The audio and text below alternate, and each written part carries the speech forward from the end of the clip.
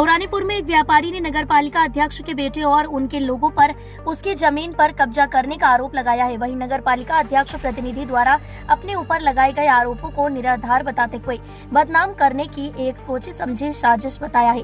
मऊरानीपुर गांधीगंज निवासी सीलू गुप्ता ने आरोप लगाते हुए बताया कि उसकी जमीन गांधीगंज में उसके पिता के नाम है, जिसकी विरासत के लिए तहसील में आवेदन डला हुआ थे तथा विगत दिवस कुछ लोग नगरपालिका की जेसीबी मशीन लेकर आए और उसकी जमीन पर लगे हरे भरे पेड़ों को उखाड़कर बर्बाद कर दिया गया और जमीन पर कब्जा करने का प्रयास किया। जब पीड़ित ने 112 पुलिस को सूचना दी तो उक्त लोग मौके से भाग निकले। पीड़ित ने आरोप लगाते हुए कहा कि उक्त लोग नगरपालिका अध्यक्ष के बेटे के कहने पर कब्जा करने आए थे और उससे फर्जी मुकदमे में फंसाने की भी धमकी दी जा रही है।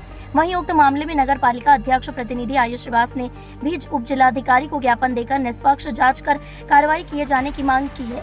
वहीं पत्रकारों को जानकारी देते हुए कहा कि उनके लगाए गए सारे आरोप गलत हैं और निराधार हैं। यहां उनको बदनाम करने की एक सोची समझी साजिश है। आज क्या मामला है, किस मामले को लेकर आप एसडीएम से मिलने आए हैं? अभी 2 दिन पहले एक मामला मेरे संज्ञान में आया था कि गांधीगंज के गुप्ता जी हैं, वो एक जमीन विवाद में हमारा परिवार का हमारा नाम उसमें जोड़ रहे थे। तो हम एसडीएम साहब को ज्ञापन देने आए हैं कि हालांकि उस मामले से हमारे परिवार का हमारा कोई दूर दूर तक कोई नाता नहीं है, उसकी निष्पक्षता से प्रशासन जांच कराए। अगर जो भी दोषी पाया जाता है तो उसके विरुद्ध कार्रवाई करे, जैसे कि योगी जी की सरकार है, सभी के लिए कानून बराबर है। लेकिन इस प्रकार से छवि खराब करने के लिए राजनीतिक षड्यंत्र के तहत हमको घेरा जा रहा है और इसके पीछे कौन लोग हैं इसकी भी जांच प्रशासन को करनी चाहिए कि क्योंकि हम लोगों का काम बढ़िया नगर पालिका का चल रहा है, मऊरानीपुर में हम लोगों का सब काम कर रहे हैं, यही चीज़ें विरोधियों को हजम नहीं हो रही हैं, इसलिए उलझाने का प्रयास ऐसे षड्यंत्र करके कर रहे हैं। तो इसी के लिए हम लोग यहाँ आए हुए थे कि इस प्रकार से झूठा किसी को बदनाम या उसकी छवि खराब करने का प्रयास ना करें। एक ऑडियो भी वायरल हो रहा है जिसमें बताया गया कुछ शिवम श्रीवास्तव करके उपयुक्त का कहना है कि वो आपकी आवाज है। तो वो ऑडियो की जांच कराइए। सभी ऑडियो तो मेरे पास ऐसा कोई आया नहीं है, लेकिन अगर वो ऑडियो आपके पास है तो उसको आप हमको दीजिए, हम प्रशासन को दे के उसकी भी जांच कराएंगे, क्योंकि ये पूरा एक प्लानिंग के तहत बड़ा समूह इसके पीछे लगा हुआ है मेरी और मेरे परिवार की छवि खराब करने के लिए।